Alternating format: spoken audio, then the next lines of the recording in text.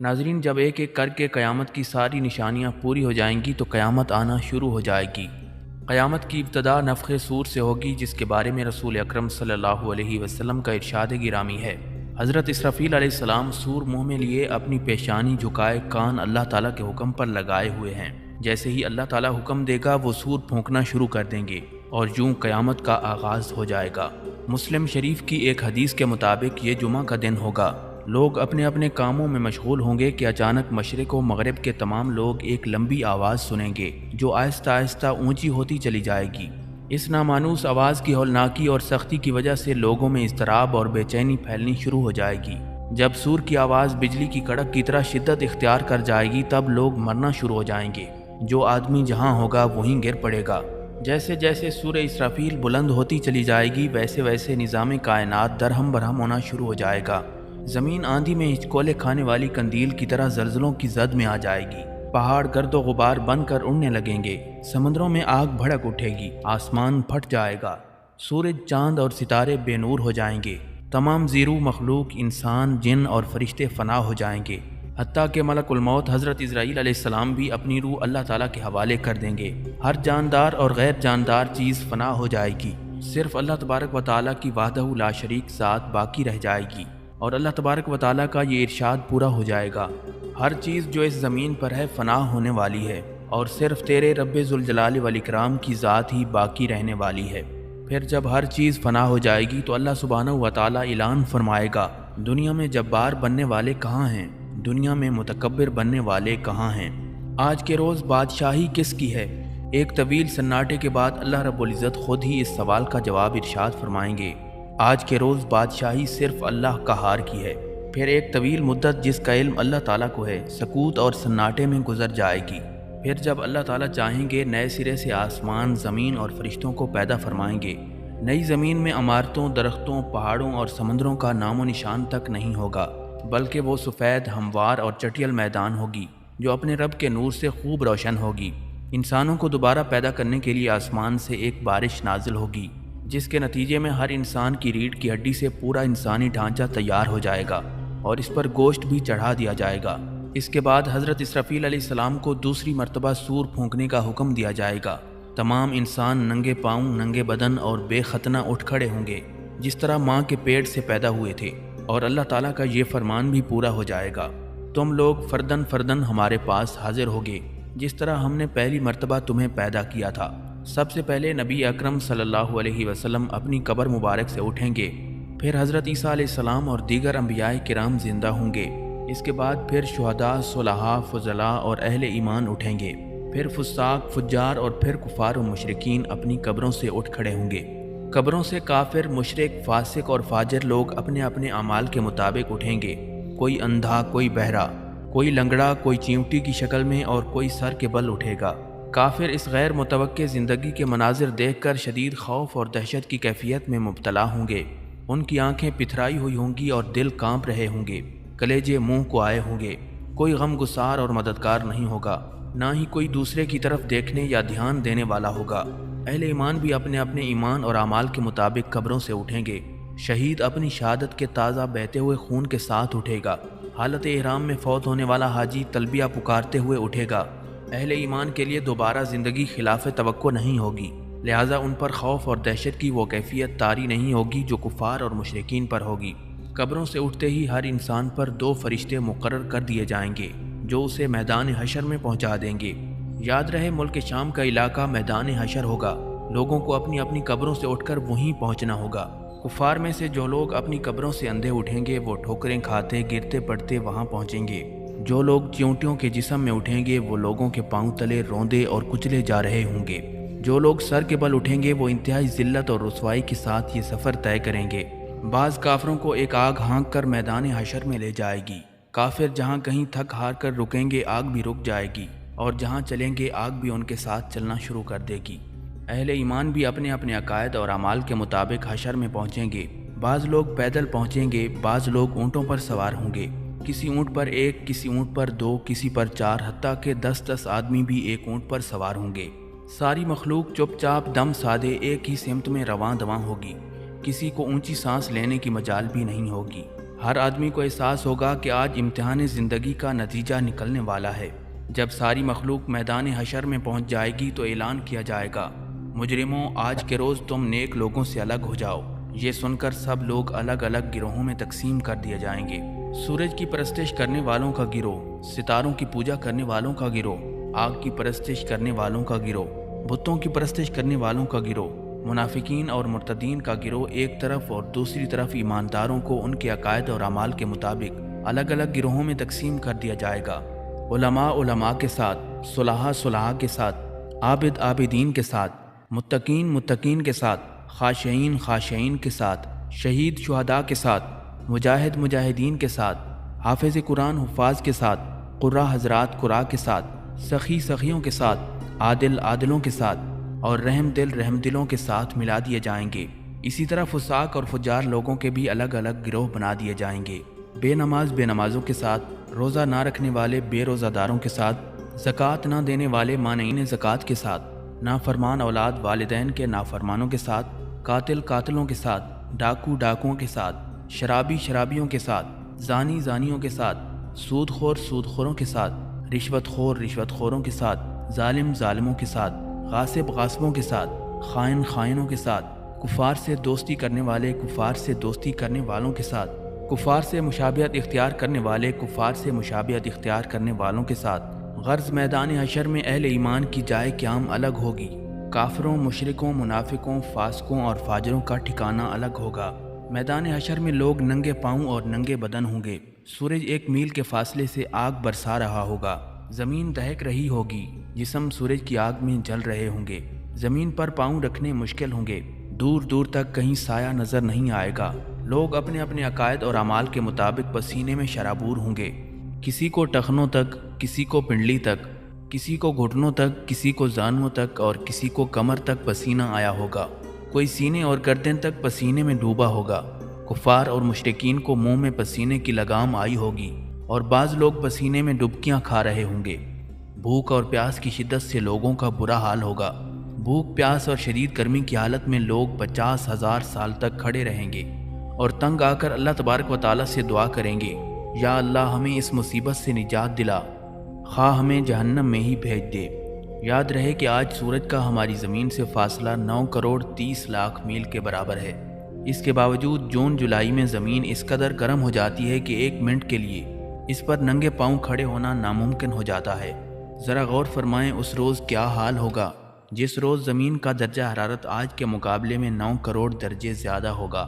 لاچار اور بے بس ہو کر لوگ حضرت آدم علیہ السلام کی خدمت میں حاضر ہوں گے اور عرض کریں گے، اللہ تعالیٰ نے آپ کو اپنے ہاتھ سے بنایا اور اپنی روح پھونکی، فرشتوں سے سجدہ کروایا، آپ کو جنت میں جگہ دی۔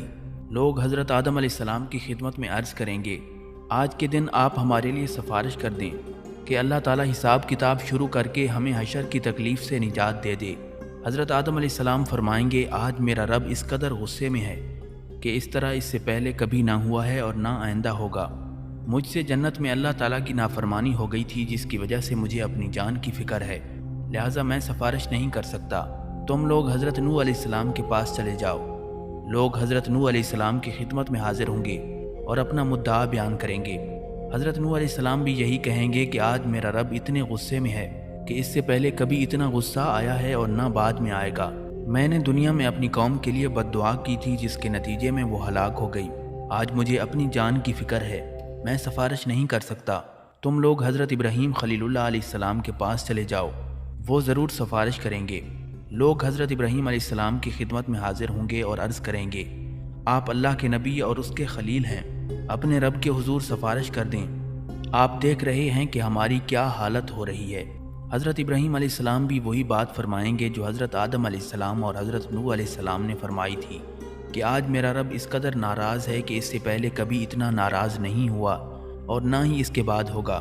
میں نے دنیا میں 3 جھوٹ بولے تھے جس کی وجہ سے آج مجھے اپنی جان کی فکر ہے، کہیں اللہ تعالیٰ باز پرس نہ کر دیں، لہٰذا تم لوگ موسیٰ علیہ السلام کے پاس چلے جاؤ۔ لوگ حضرت موسیٰ علیہ السلام کی خدمت میں حاضر ہوں گے اور عرض کریں گے، اللہ تعالیٰ نے آپ سے ہم کلام ہو کر سارے لوگوں پر آپ کو فضیلت دی، آپ دیکھ رہے ہیں ہماری حالت کیا ہو رہی ہے، آپ اپنے رب کے حضور ہماری سفارش کر دیں۔ حضرت موسیٰ علیہ السلام فرمائیں گے، آج تو میرا رب اس قدر غصے میں ہے کہ اس سے پہلے کبھی ہوا نہ بعد میں ہوگا۔ میں نے دنیا میں ایک آدمی قتل کر دیا تھا جس کی وجہ سے مجھے اپنی جان کی فکر ہے، لہٰذا میں سفارش نہیں کر سکتا۔ تم لوگ حضرت عیسیٰ علیہ السلام کے پاس چلے جاؤ۔ لوگ حضرت عیسیٰ علیہ السلام کے پاس حاضر ہوں گے اور عرض کریں گے، آپ اللہ کے رسول اور اللہ کی روح ہیں، آپ ہماری حالت دیکھ رہے ہیں، اپنے رب سے ہمارے لیے سفارش کریں۔ حضرت عیسیٰ علیہ السلام بھی وہی جواب دیں گے کہ آج میرا رب اس قدر غصے میں ہے کہ اس سے پہلے کبھی ہوا نہ آئندہ ہوگا۔ تم لوگ حضرت محمد مصطفیٰ صلی اللہ علیہ وسلم کے پاس چلے جاؤ، وہ ضرور تمہاری سفارش کریں گے۔ پھر لوگ امام الانبیاء حضرت محمد مصطفیٰ صلی اللہ علیہ وسلم کی خدمت میں حاضر ہوں گے اور عرض کریں گے، آپ اللہ کے رسول اور خاتم الانبیاء ہیں، آپ ہماری حالت کا اندازہ بخوبی لگا سکتے ہیں، اپنے رب کے حضور سفارش کریں کہ وہ ہمارے حساب کتاب کا آغاز فرمائے۔ نبی اکرم صلی اللہ علیہ وسلم فرمائیں گے، ہاں میں ہی آج کے روز سفارش کے لائق ہوں۔ چنانچہ نبی اکرم صلی اللہ علیہ وسلم کو میدان حشر سے شفاعت کے بلند ترین مقام محمود پر پہنچا دیا جائے گا، جو جنت میں عرش الہی کے نیچے ہوگا۔ وہاں پہنچ کر آپ صلی اللہ علیہ وسلم اپنے رب کے حضور سجدے میں گر پڑیں گے اور اللہ تعالیٰ کی حمد و ثنا کریں گے۔ پھر جب اللہ تعالیٰ کا غصہ کم ہوگا تو اللہ تعالیٰ ارشاد فرمائے گا، اے محمد صلی اللہ علیہ وسلم سر اٹھاؤ اور سوال کرو، آج سفارش کرو، تمہاری سفارش قبول کی جائے گی۔ یہی شفاعت کبریٰ ہوگی۔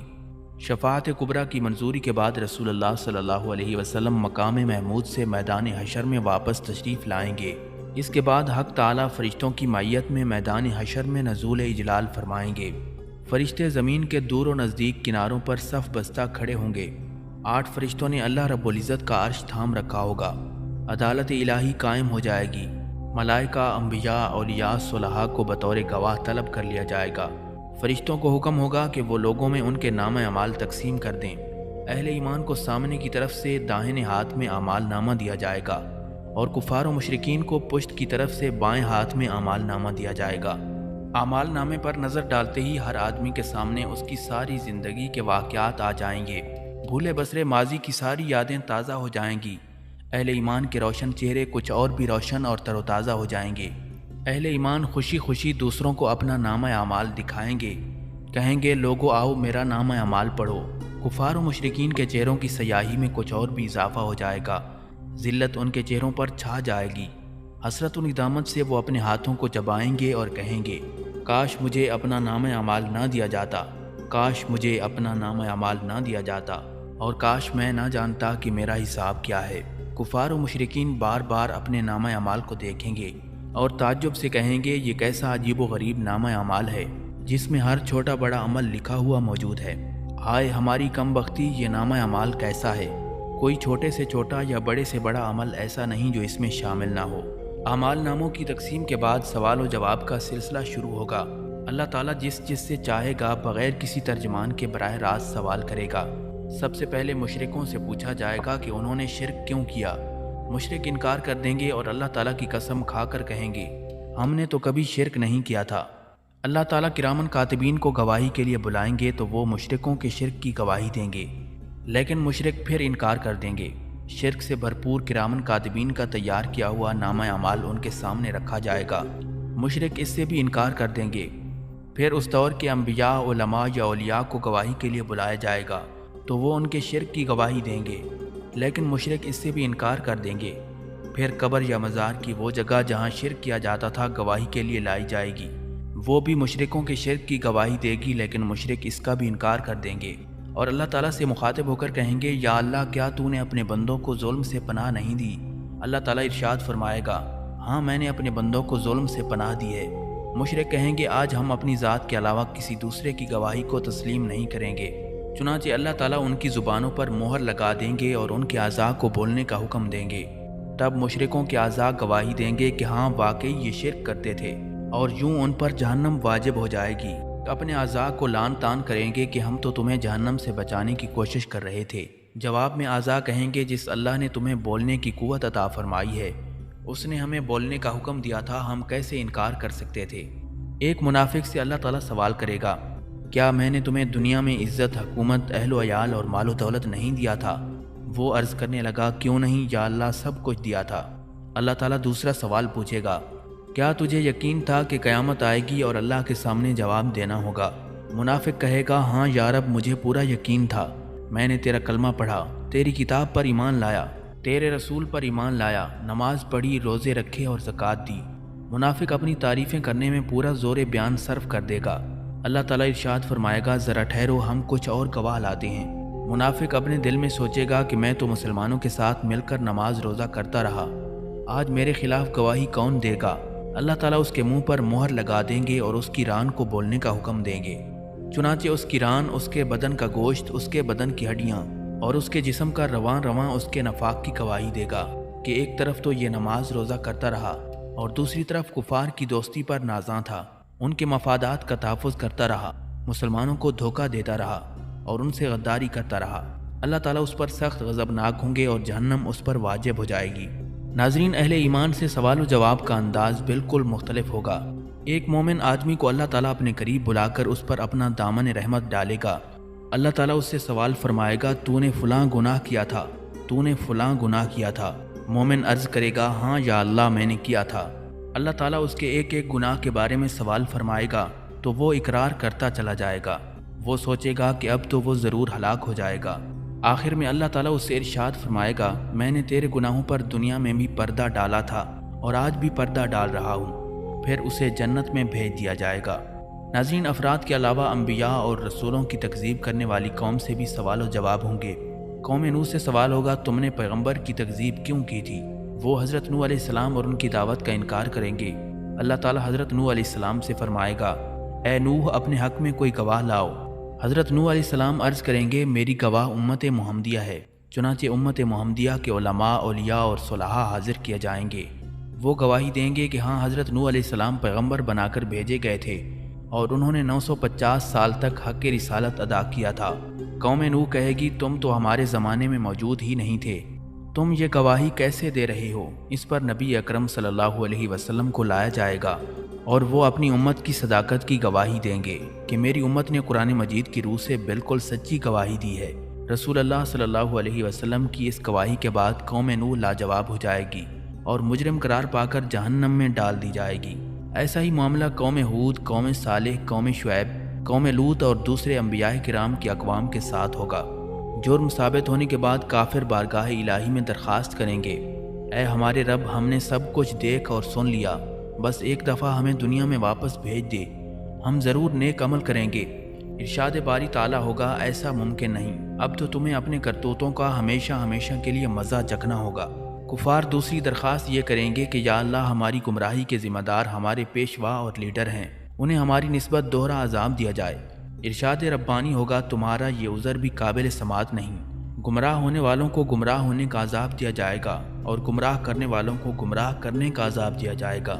اپنی اپنی جگہ تم دونوں ہی مجرم ہو، دونوں کو اپنے کیے کی سزا ملے گی۔ میدان حشر میں اس قسم کے سوال و جواب کے علاوہ دیگر اعمال کا حساب کتاب بھی ہوگا۔ حقوق اللہ میں سے نماز کا حساب سب سے پہلے ہوگا۔ جو آدمی نماز کے حساب کتاب میں کامیاب رہا وہ انشاءاللہ باقی اعمال میں بھی کامیاب رہے گا، اور جو نماز کے حساب میں ناکام رہا وہ باقی اعمال میں بھی ناکام ہو جائے گا۔ ارشاد نبوی صلی اللہ علیہ وسلم ہے نماز جنت کی کنجی ہے۔ ناظرین، حقوق العباد میں سے سب سے پہلے قتل کا حساب لیا جائے گا، اس کے بعد دوسرے اعمال کا۔ مقتول کو قاتل سے، مظلوم کو ظالم سے، مغصوب کو غاصب سے، مجبور کو حاکم سے اور محکوم کو حاکم سے اس کا حق دلوایا جائے گا۔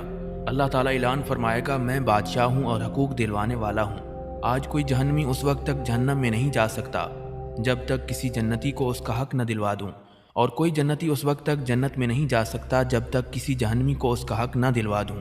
چھوٹے سے چھوٹے ظلم اور معمولی سے معمولی زیادتی کا حق بھی اللہ تعالیٰ حقدار کو دلوا کے چھوڑیں گے۔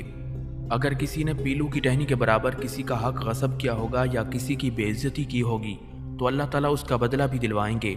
اگر کسی نے کسی جانور پر ظلم اور زیادتی کی ہوگی تو اس جانور کا بدلہ بھی اللہ تعالیٰ لے کے چھوڑیں گے۔ حتیٰ کہ اگر کسی جانور نے کسی جانور پر ظلم کیا ہوگا تو ان جانوروں کو بھی ایک دوسرے سے حقوق دلوانے کے لیے زندہ کیا جائے گا اور مظلوم جانور کو ظالم جانور سے بدلہ دلوایا جائے گا۔ اس کے بعد انہیں دوبارہ مرنے کا حکم دیا جائے گا۔ بدلے یا حقوق کی ادائیگی نیکیوں کے ساتھ ہوگی۔ ظالم نے مظلوم پر جتنا ظلم کیا ہوگا اس کے برابر اس کی نیکیاں لے کر مظلوم کو دے دی جائیں گی۔ اگر ظالم کے نامہ اعمال میں نیکیاں نہیں ہوں گی تو پھر مظلوم کے گناہ ظالم کے سر پر ڈال دیے جائیں گے۔ حقوق لینے اور دینے کے بعد تمام انسانوں کے نامہ اعمال اپنی آخری شکل میں وزن ہونے کے لیے تیار ہو جائیں گے اور اتمام حجت کے لیے میزان قائم کیا جائے گا۔ میزان میں جن لوگوں کی نیکیوں کا پلڑا بھاری ہوگا وہ کامیاب قرار پائیں گے اور جنت میں چلے جائیں گے، اور جن کی برائیوں کے پلڑے بھاری ہوں گے وہ جہنم میں چلے جائیں گے۔ بعض لوگوں کے میزان میں ایک نیکی کی زیادتی یا ایک نیکی کی کمی ان کے جنتی یا جہنمی ہونے کا فیصلہ کر دے گی، اور کہا جاتا ہے کہ ہر شخص کے اعمال تلنے پر ایک فرشتہ اعلان کرے گا کہ فلاں ابن فلاں کامیاب ہو گیا اور فلاں ابن فلاں ناکام ہوا۔ لوگوں کے نامہ اعمال کا وزن ان کے ایمان اور عقیدے کے مطابق ہوگا۔ کفار، مشرکین، مرتدین اور منافقین کے ڈھیروں نیک اعمال کا وزن ذرا برابر نہیں ہوگا، جبکہ ایک مومن آدمی کے نامہ اعمال میں 99 رجسٹر گناہوں سے بھرے ہوئے ہوں گے۔ اللہ تعالیٰ کے سوالوں کے جواب میں وہ اپنے گناہوں کا اعتراف کرے گا۔ اللہ تعالیٰ فرمائے گا اس کے اعمال میزان میں تولے جائیں۔ نیکیوں کے پلڑے میں ایک چھوٹا سا کاغذ رکھ دیا جائے گا جس پر کلمہ توحید لکھا ہوگا۔ یہی کلمہ توحید اس کے گناہوں سے بھرے 99 رجسٹروں پر بھاری ہو جائے گا اور وہ شخص جنت میں چلا جائے گا۔ ناظرین، میزان ان 3 جگہوں میں سے ایک ہے جن کے بارے میں رسول اللہ صلی اللہ علیہ وسلم نے ارشاد فرمایا تھا کہ وہاں کوئی آدمی کسی دوسرے آدمی کو یاد نہیں کرے گا اور نہ ہی اس کی مدد کرے گا اور نہ اس کے کام آئے گا۔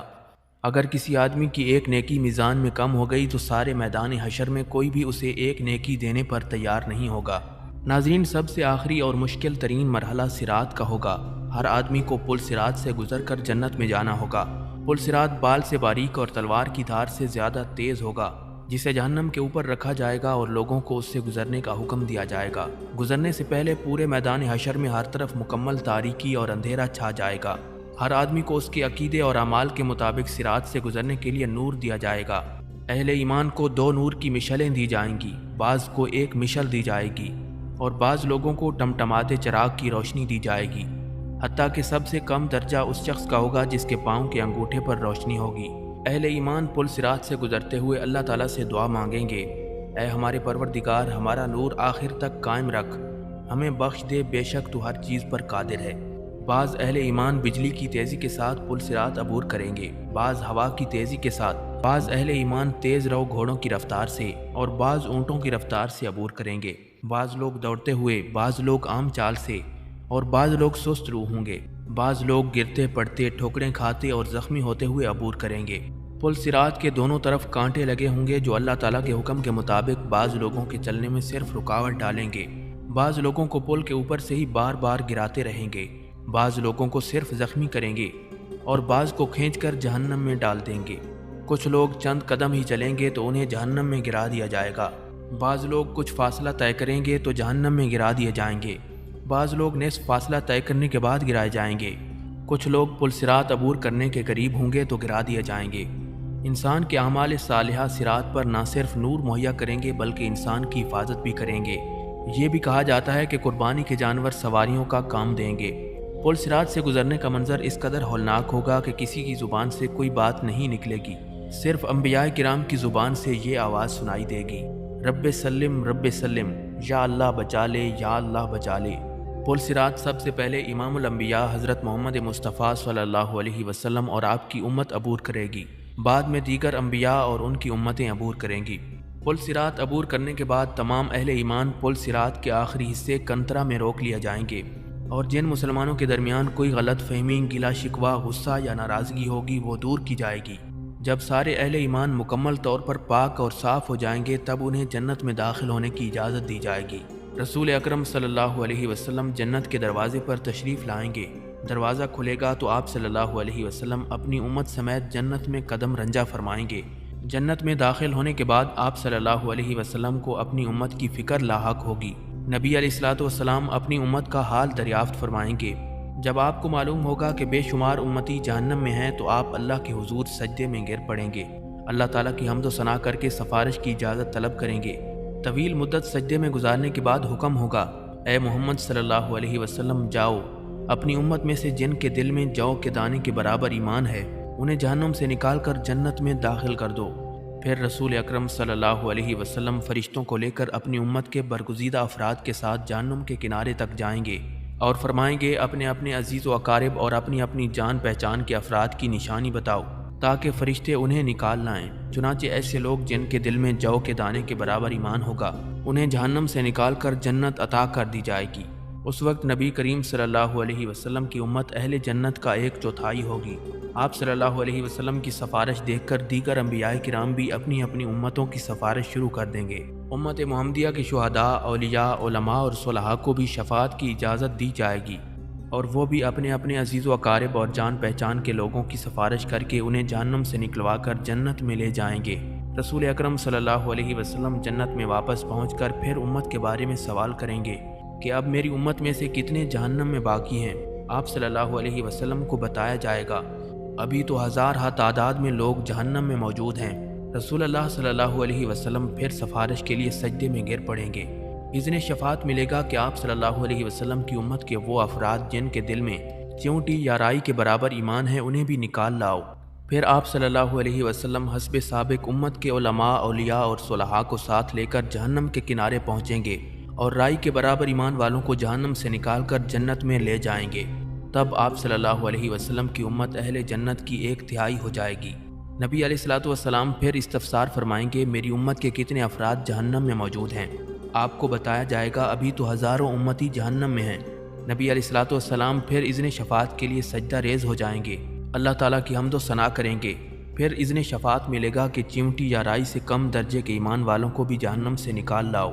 اذن شفاعت ملنے پر آپ صلی اللہ علیہ وسلم پھر فرشتوں کی معیت میں اپنے امت کے علماء، فضلاء، اولیاء اور صلحاء کے ساتھ جہنم کے کنارے پہنچیں گے اور امت کے ان افراد کو جہنم سے نکلوائیں گے جن کے دل میں رائی سے بھی کم درجے کا ایمان ہوگا۔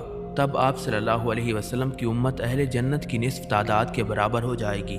چوتھی مرتبہ پھر رسول اللہ صلی اللہ علیہ وسلم ان لوگوں کے لیے اذن شفاعت طلب کریں گے جنہوں نے ساری زندگی میں صرف ایک بار لا الہ الا اللہ پڑھا ہوگا۔ اللہ تعالیٰ ارشاد فرمائے گا میری عزت، عظمت، جلال اور کبریائی کی قسم، جس نے لا الہ الا اللہ کہا ہے اسے میں خود جہنم سے نکالوں گا۔ چنانچہ آخر میں اللہ تعالیٰ خود ان لوگوں کو جہنم سے نکال کر جنت میں داخل فرمائے گا جنہوں نے لا الہ الا اللہ کہا ہوگا۔ جنتی لوگ اس آخری گروہ کو رحمان کے آزاد کردہ کہہ کر پکاریں گے۔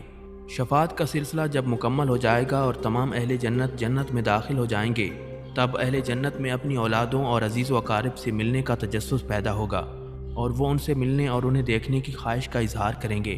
ارشاد باری تعالیٰ ہوگا کہ اولادوں کو ان کے والدین کے ساتھ ملا دیا جائے۔ چنانچہ تمام اہل جنت کے اہل و عیال کو ایک جگہ اکٹھا کر دیا جائے گا۔ ناظرین، اہل جنت کے جنت میں آباد ہو جانے کے بعد اور اہل جہنم کے جہنم میں پہنچنے کے بعد سب کو آواز دی جائے گی، اے اہل جنت جنت کے کنارے پر آ جاؤ، اے اہل جہنم جہنم کے کنارے پر آ جاؤ۔ دونوں فریق امید کی کیفیت میں منادی کی طرف متوجہ ہوں گے۔ ایک سفید مینڈا ہوگا جس کے بارے میں اہل جنت اور اہل جہنم سے پوچھا جائے گا کیا تم اسے پہچانتے ہو؟ اہل جنت اور اہل جہنم دونوں کہیں گے ہاں ہم اسے پہچانتے ہیں، یہ موت ہے۔ اس کے بعد اللہ تعالیٰ اس مینڈے کو ذبح کرنے کا حکم دے گا۔ مینڈے کو ذبح کرنے کے بعد اعلان کر دیا جائے گا اے جنت والو تمہارے لیے ہمیشہ ہمیشہ کے لیے جنت ہے، تمہیں کبھی موت نہیں آئے گی، اور اے جہنم والو تمہارے لیے ہمیشہ ہمیشہ کی جہنم ہے، تمہیں کبھی موت نہیں آئے گی۔ یہ سن کر جنتی لوگ اس قدر خوش ہوں گے کہ اگر خوشی سے مرنا ممکن ہوتا تو جنتی لوگ خوشی سے مر جاتے۔ جہنمی یہ اعلان سن کر اس قدر مغموم ہوں گے کہ اگر غم سے مرنا ممکن ہوتا تو جہنمی لوگ غم سے مر جاتے۔ سور پھونکنے سے لے کر جنت یا جہنم میں پہنچنے تک کے یہ وہ مراحل ہیں جن سے ہر انسان کو گزرنا ہوگا۔ ناظرین، حضرت ابو ہریرہ رضی اللہ تعالیٰ عنہ سے روایت ہے کہ رسول اللہ صلی اللہ علیہ وسلم نے ارشاد فرمایا قیامت کے روز نیک اعمال پیش ہوں گے۔ سب سے پہلے نماز آئے گی اور عرض کرے گی یا اللہ میں نماز ہوں۔ اللہ تعالیٰ فرمائے گا تو خیر پر ہے۔ پھر صدقہ آئے گا اور عرض کرے گا یا اللہ میں صدقہ ہوں۔ اللہ تعالیٰ فرمائے گا تو بھی خیر پر ہے۔ پھر روزہ پیش ہوگا اور عرض کرے گا یا اللہ میں روزہ ہوں۔ اللہ تعالیٰ فرمائے گا تو بھی خیر پر ہے۔ پھر اور اعمال بھی اسی طرح پیش ہوں گے، اللہ تعالیٰ انہیں بھی فرمائیں گے کہ تم بھی خیر پر ہو۔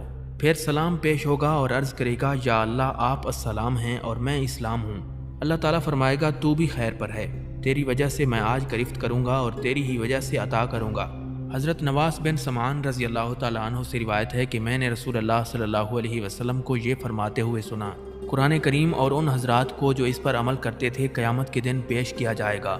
سورہ بقرہ اور سورہ آل عمران دو سیاہ بادلوں یا صائبانوں کی طرح ان کے آگے آگے چل رہی ہوں گی اور ان دونوں کے درمیان ایک کرن ہوگی، یا اس طرح کہ وہ صف در صف پرندوں کی دو ٹولیاں ہیں جو اپنے پڑھنے اور عمل کرنے والے کے حق میں سفارش کر رہی ہیں۔ حضرت بریرہ رضی اللہ تعالیٰ عنہ سے روایت ہے کہ آپ صلی اللہ علیہ وسلم نے ارشاد فرمایا، جب صاحب قرآن کی قبر کو کھولا جائے گا تو اسے قرآن دبلے پتلے آدمی کی شکل میں ملے گا اور استفسار کرے گا کہ کیا تو مجھے جانتا ہے؟ صاحب قرآن کہے گا، نہیں میں نہیں جانتا۔ قرآن مجید کہے گا، میں وہی ہوں جس نے گرمیوں کی دوپہر میں تجھے پیاسا رکھا اور راتوں کو تجھے بیدار رکھا۔ ہر تاجر کو تجارت کے بعد منافع ملتا ہے اور میں تیری تجارت کا منافع ہوں۔ پھر صاحب قرآن کے دائیں ہاتھ میں ملک اور بائیں ہاتھ میں خلد دے دی جائے گی اور وقار کا تاج اس کے سر پر رکھ دیا جائے گا۔ اس کے والدین کو 2 پوشاکیں پہنائی جائیں گی کہ ساری دنیا جن کا بدل نہیں بن سکے گی۔ صاحب قرآن کے والدین پوچھیں گے، ہمیں یہ پوشاکیں کیوں پہنائی جا رہی ہیں؟ انہیں جواب دیا جائے گا، اس لیے کہ تمہارے بیٹے نے قرآن کریم یاد کیا ہے۔ حضرت ابو امامہ رضی اللہ تعالیٰ عنہ سے روایت ہے کہ سرکار مدینہ صلی اللہ علیہ وسلم نے ارشاد فرمایا، جس شخص نے کتاب اللہ کی کوئی آیت سیکھی تو وہ قیامت کے دن اسے ملے گی اور اس کے چہرے پر دمک رہی ہوگی۔ حضرت ابو موسیٰ اشعری رضی اللہ تعالیٰ عنہ سے روایت ہے کہ سرکار دو عالم صلی اللہ علیہ وسلم نے ارشاد فرمایا، اللہ تعالیٰ قیامت کے دن ایام کو ان کی شکلوں میں مبعوث کریں گے اور جمعہ کے دن کو خوب چمکنے والا بنائیں گے۔ جمعہ کے دن عبادت کا اہتمام کرنے والے حضرات کو جمعہ نے اپنے ایسے جلوے میں لیا ہوگا جس طرح دلہن کو اس کے خاوند کے پاس لے جایا جاتا ہے۔ یہ دن ان کے لیے روشن اور چمکدار ہوگا اور وہ اس کی روشنی میں چلتے ہوں گے۔ ان کے رنگ برف کی مثل سفید ہوں گے اور ان کی خوشبو کستوری کی مثل مہک رہی ہوگی۔ وہ کافور کے پہاڑوں پر گفتگو کر رہے ہوں گے۔ انسان اور جنات دونوں ان کی طرف دیکھ رہے ہوں گے اور وہ خوشی سے پلک تک نہیں جھپکائیں گے یہاں تک کہ جنت میں داخل ہو جائیں گے۔ ان کے مرتبے تک کوئی شخص نہیں پہنچ سکے گا سوائے ان مؤذنین کے جنہوں نے صرف اللہ کی رضا کے لیے اذان دی تھی۔ حضرت زید بن اسلم رضی اللہ تعالیٰ عنہ فرماتے ہیں، مجھے یہ بات پہنچی ہے کہ قیامت کے دن مومن کے سامنے اس کا نیک عمل نہایت حسین صورت میں پیش ہوگا، ایسی حسین صورت اور لباس میں کہ جس کو اللہ تعالیٰ نے سب سے زیادہ حسین بنایا ہے۔ اس کی خوشبو نہایت پاکیزہ ہوگی۔ عمل صالح نیک آدمی کے پہلو میں بیٹھے گا۔ جب بھی نیک آدمی گھبرائے گا یہ اس کو تسلی دے گا اور اگر خوف زدہ ہوگا تو اس کے خوف کو دور کر دے گا۔ یہ نیک شخص عمل صالح سے کہے گا، اللہ تعالیٰ تجھے جزائے خیر دے، تم کتنے اچھے ہو، کون ہو تم؟ وہ کہے گا، تم مجھے نہیں جانتے، میں قبر میں بھی تمہارے ساتھ تھا اور دنیا میں بھی، میں تیرا عمل ہوں، اللہ کی قسم تیرا عمل اچھا تھا اس لیے تو نے مجھے بھی پاکیزہ دیکھا ہے، آ مجھ پر سوار ہو جا، میں بھی دنیا میں عرصہ دراز تک تجھ پر سوار رہا ہوں۔ پھر یہ عمل کہے گا، یا اللہ ہر عمل کرنے والا اپنے عمل کے نتیجے کو پہنچ گیا، ہر تاجر اور کاریگر اپنی تجارت حاصل کر چکا سوائے میرے ساتھی کے، اس نے خود کو مجھ میں مشغول رکھا۔ اللہ تعالیٰ اس سے پوچھے گا، اب تیرا کیا مطالبہ ہے؟ وہ عرض کرے گا، اے اللہ مغفرت اور رحمت فرمائیں۔ اللہ تعالیٰ فرمائے گا، میں نے اسے بخش دیا۔ پھر اس کو کرامت کی پوشاک پہنائی جائے گی اور اس پر وقار کا تاج سجایا جائے گا جس میں ایک ایسا موتی ہوگا جو 2 دن کی مسافت سے بھی چمکتا ہوگا۔ پھر وہ عمل کہے گا، یا اللہ اس نے اپنے والدین کی طرف سے بھی نیک اعمال کیے تھے، اور ہر مزدور اور ہر تاجر اپنے منافع میں اپنے والدین کو شریک کرتا ہے، یوں والدین کو بھی وہ انعامات ملیں گے جو صاحب عمل کو ملے تھے، جبکہ دوسری طرف کافر کا عمل بدترین شکل اور بدبودار ترین صورت میں تبدیل ہو کر اس کے پہلو میں بیٹھے گا۔ جب بھی کافر کو کوئی چیز خوف زدہ کرے گی تو یہ اس کے خوف میں اضافہ کر دے گا، جب گھبراہٹ ہوگی تو یہ اسے مزید گھبراہٹ میں مبتلا کر دے گا۔ کافر اسے کہے گا، تو بہت برا ساتھی ہے، تو کون ہے؟ وہ کہے گا، کیا تو مجھے نہیں جانتا؟ کافر کہے گا، نہیں میں تو تجھے نہیں جانتا۔ وہ کہے گا، میں تیرا برا عمل ہوں، تیرا عمل برا تھا اس لیے تو نے مجھے بد شکل دیکھا، اور تیرا عمل بدبودار تھا اس لیے تو نے مجھے بھی بدبودار دیکھا۔ اپنا سر نیچے کرو، میں تم پر سوار ہوں گا، دنیا میں عرصہ دراز تک تو مجھ پر سوار رہا۔ حضرت بلال رضی اللہ تعالیٰ عنہ سے مروی ہے کہ رسول اللہ صلی اللہ علیہ وسلم نے ارشاد فرمایا، نیکی اور گناہ لوگوں کے لیے قیامت کے دن کھڑے ہوں گے۔ نیکی نیک آدمی سے مل کر اسے کھینچ کر جنت میں لے جائے گی اور گناہ گناہگار آدمی سے مل کر اسے کھینچ کر جہنم میں لے جائے گا۔ حضرت عبداللہ ابن عباس رضی اللہ تعالیٰ عنہ فرماتے ہیں کہ قیامت کے دن دنیا کو سفید اور سیاہ بالوں والی بد شکل بڑھیا کی شکل میں پیش کیا جائے گا، اس کے نوکیلے دانت باہر نکلے ہوئے ہوں گے۔ دنیا جب مخلوق کے سامنے ظاہر ہوگی تو مخلوق سے پوچھا جائے گا، کیا تم اسے پہچانتے ہو؟ وہ کہیں گے، ہم اسے پہچاننے سے اللہ کی پناہ چاہتے ہیں۔ انہیں کہا جائے گا، یہ دنیا ہے، اسی کے سبب تو نے ایک دوسرے پر فخر کیا، اسی کے سبب تم نے قطع رحمی کی، بغض رکھا اور دھوکے میں رہے۔ پھر فرمایا، دنیا کو جہنم میں ڈال دیا جائے گا۔ وہ پکارے گی، اے اللہ میرے پیروکار اور طلبگار کہاں ہیں؟ اللہ تعالیٰ حکم دیں گے کہ اس کے پیروکاروں اور طلبگاروں کو بھی اس کے ساتھ جہنم میں پھینک دو۔ حضرت جابر بن عبداللہ رضی اللہ تعالیٰ عنہ سے روایت ہے کہ سرکار دو عالم صلی اللہ علیہ وسلم نے ارشاد فرمایا، جب قیامت کا دن ہوگا تو کعبہ کو میری قبر کے ساتھ ملا دیا جائے گا۔ وہ کہے گا السلام علیکہ، میں کہوں گا وعلیکہ السلام یا بیت اللہ، میرے بعد میری امت نے تیرے ساتھ کیا کیا؟ خانہ کعبہ کہے گا جو میرے پاس آیا تھا میں اس کو کافی ہوں اور اس کی شفاعت کروں گا، اور جو میرے پاس نہیں آیا تھا اس کے لیے آپ صلی اللہ علیہ وسلم کافی ہیں اور آپ اس کی شفاعت فرمائیں گے۔ حضرت ابن عمر رضی اللہ تعالیٰ عنہ سے روایت ہے کہ رسول اکرم صلی اللہ علیہ وسلم نے ارشاد فرمایا، قیامت کے دن حجر اسود ابو قبیس پہاڑ سے بھی بڑے وجود میں آئے گا، اس کی ایک زبان اور دو ہونٹ ہوں گے۔ حضرت عبداللہ ابن عباس رضی اللہ تعالیٰ عنہ سے روایت ہے کہ سرکار دو عالم صلی اللہ علیہ وسلم نے ارشاد فرمایا، حجر اسود جنت کے یاقوتوں میں سے ایک سفید یاقوت تھا، اسے مشرکین کے گناہوں نے سیاہ کر دیا ہے، قیامت کے دن اس کو احد پہاڑ کے برابر پیش کیا جائے گا۔ یہ دنیا کے ہر اس شخص کے متعلق گواہی دے گا جس نے اس کا استلام کیا ہوگا یا اس کا بوسہ لیا ہوگا۔ حضرت عبد الرحمن ابن عوف رضی اللہ تعالیٰ عنہ سے روایت ہے کہ رسول اللہ صلی اللہ علیہ وسلم نے ارشاد فرمایا، تین چیزیں قیامت کے دن عرش الہی کے نیچے ہوں گی، قرآن بھی لوگوں کے ساتھ جھگڑا کر رہا ہوگا، امانت بھی اور صلہ رحمی بھی۔ یہ صلہ رحمی پکار رہی ہوگی، سن لو، جو صلہ رحمی کرتا تھا اللہ تعالیٰ اس سے تعلق جوڑ لے، اور جو قطع رحمی کرتا تھا اللہ تعالیٰ بھی اس سے تعلق توڑ لے۔ حضرت عائشہ صدیقہ رضی اللہ تعالیٰ عنہ سے روایت ہے کہ رسول کائنات صلی اللہ علیہ وسلم نے ارشاد فرمایا، قربانی کے دن انسان کا کوئی عمل بھی اللہ کے نزدیک خون بہانے یعنی قربانی سے افضل نہیں ہوتا۔ قربانی کا جانور قیامت کے دن اپنے سینگوں، بالوں اور کھروں کے ساتھ پیش ہوگا، اور بلا شبہ جانور کا خون اللہ تعالیٰ کے نزدیک زمین پر گرنے سے پہلے قبول ہو جاتا ہے، بس تم عمدہ قربانی کیا کرو۔ ناظرین، قیامت کے دن ہر جماعت کا ایک امام ہوگا۔ حضرت ابن عمر رضی اللہ تعالیٰ عنہ سے روایت ہے کہ رسول اللہ صلی اللہ علیہ وسلم نے ارشاد فرمایا، اللہ تعالیٰ کے نزدیک سب سے پسندیدہ لوگ غرباء ہوں گے۔ عرض کیا گیا غرباء کون لوگ ہیں؟ فرمایا کہ وہ لوگ جو اپنے دین کو بچاتے پھریں گے۔ یہ حضرات قیامت کے دن حضرت عیسیٰ علیہ السلام کے پاس جمع ہو جائیں گے۔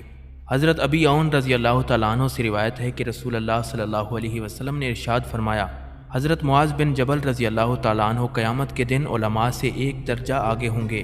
علامہ جلال الدین سیوطی رحمۃ اللہ علیہ فرماتے ہیں کہ قیامت کے دن حضرت معاذ بن جبل رضی اللہ تعالیٰ عنہ علماء کرام کے امام بن کر آئیں گے اور علماء ان کے پیچھے پیچھے ہوں گے۔ حضرت زید بن ارقم رضی اللہ تعالیٰ عنہ سے روایت ہے کہ سرکار مدینہ صلی اللہ علیہ وسلم نے ارشاد فرمایا، بلال خوب آدمی ہیں، یہ قیامت کے دن مؤذنین کے سردار ہوں گے، اور مؤذنین کی گردنیں قیامت کے دن باقی لوگوں سے لمبی ہوں گی۔ حضرت ابو ہریرہ رضی اللہ تعالیٰ عنہ سے روایت ہے کہ سرکار مدینہ صلی اللہ علیہ وسلم نے ارشاد فرمایا، امرا القیس شعراء کو جہنم میں لے جانے والا قائد ہوگا، کیونکہ اسی نے سب سے پہلے شعر کے قوافی کو مستحکم کیا تھا۔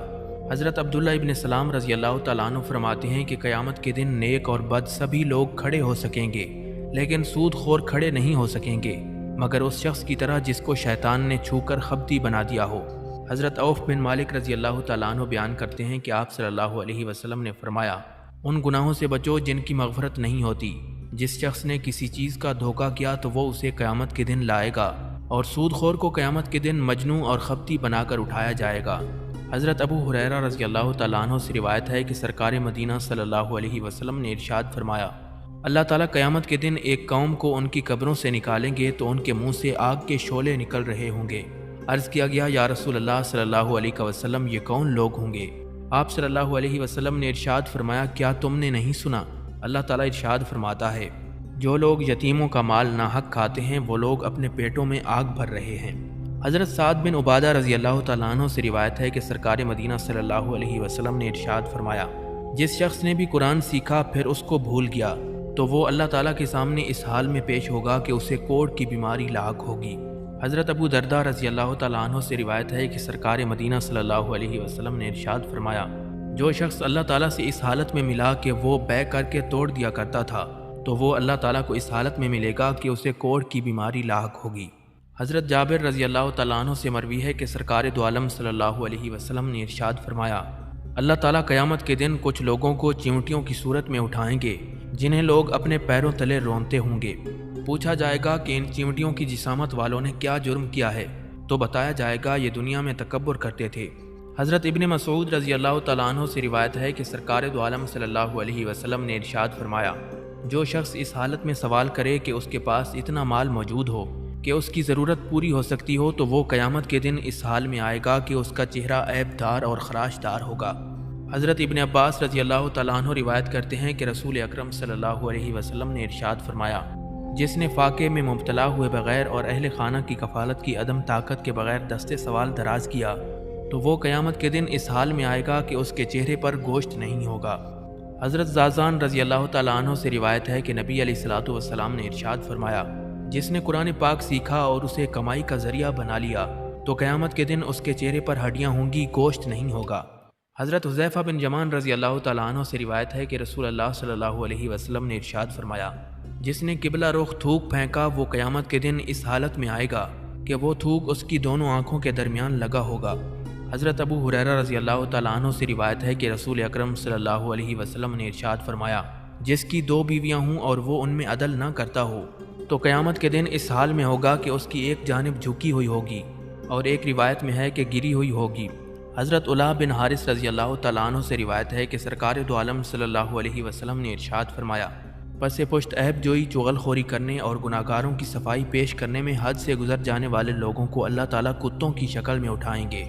حضرت عائشہ صدیقہ رضی اللہ تعالیٰ عنہ فرماتی ہیں کہ رسول اکرم صلی اللہ علیہ وسلم نے ارشاد فرمایا، جس شخص نے ایک بالشت برابر بھی کسی کی زمین غصب کی ہوگی تو قیامت کے دن اسے 7 زمینوں کا طوق پہنایا جائے گا۔ حضرت حکم بن حارث اسلمی رضی اللہ تعالیٰ عنہ فرماتے ہیں، جس نے مسلمانوں کے راستے میں سے ایک بالشت پر بھی قبضہ کیا تو وہ قیامت کے دن اسے لائے گا اور اسے 7 زمینوں کا وزن اٹھانا پڑے گا۔ حضرت ابو موسیٰ اشعری رضی اللہ تعالیٰ عنہ فرماتے ہیں کہ رسول اکرم صلی اللہ علیہ وسلم نے ارشاد فرمایا، سب سے بڑی خیانت اللہ تعالیٰ کے نزدیک 1 گز زمین کی خیانت ہے۔ تم زمین کے یا گھر کے 2 پڑوسیوں کو دیکھتے ہو کہ ایک دوسرے کے حق میں سے 1 گز زمین کی خیانت کر لیتے ہیں، اگر وہ اس پر قبضہ کریں گے تو اللہ تعالیٰ قیامت کے دن انہیں 7 زمینوں کا طوق پہنائے گا۔ حضرت ابو حمید ساعدی رحمۃ اللہ علیہ فرماتے ہیں کہ نبی علیہ الصلوۃ والسلام نے قبیلہ ازد کے ایک جوان کو صدقہ کی وصولی کے لیے مقرر کیا۔ جب وہ واپس آئے تو کہنے لگے، یہ مال آپ صلی اللہ علیہ وسلم کا ہے اور یہ مجھے ہدیہ دیا گیا ہے۔ یہ سن کر نبی علیہ الصلوۃ والسلام کھڑے ہوئے اور اللہ تعالیٰ کی حمد و ثنا بیان کی۔ پھر فرمایا، اگر میں تم میں سے ایک شخص کو ایسے کام کی ذمہ داری سپرد کرتا ہوں جس کی ذمہ داری اللہ نے مجھے سونپی ہے تو وہ واپس آ کر کہتا ہے کہ یہ آپ صلی اللہ علیہ وسلم کا ہے اور یہ مجھے ہدیہ کیا گیا ہے، اگر وہ سچا ہے تو اپنے والدین کے گھر کیوں نہیں بیٹھ جاتا کہ اس کے پاس وہ ہدیہ خود بخود آ جاتا۔ اللہ کی قسم تم میں سے کوئی بھی شخص کوئی چیز ناحق نہ لے، ورنہ وہ اللہ تعالیٰ کے روبرو پیش ہو تو اس نے اونٹ کو اٹھا رکھا ہو جو بلبلا رہا ہوگا، یا بیل کو اٹھا رکھا ہو جو ڈکار رہا ہوگا، یا بکری اٹھا رکھی ہوگی جو ممیا رہی ہوگی۔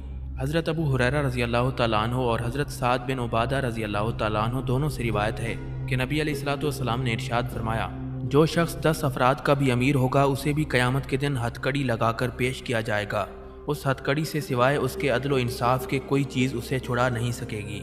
حضرت عبداللہ ابن عباس رضی اللہ تعالیٰ عنہ سے روایت ہے کہ رسول اکرم صلی اللہ علیہ وسلم نے ارشاد فرمایا، جس عالم سے کسی مسئلے کے متعلق پوچھا گیا اور اس نے وہ مسئلہ چھپا لیا تو قیامت کے دن اسے آگ کی لگام ڈالی جائے گی۔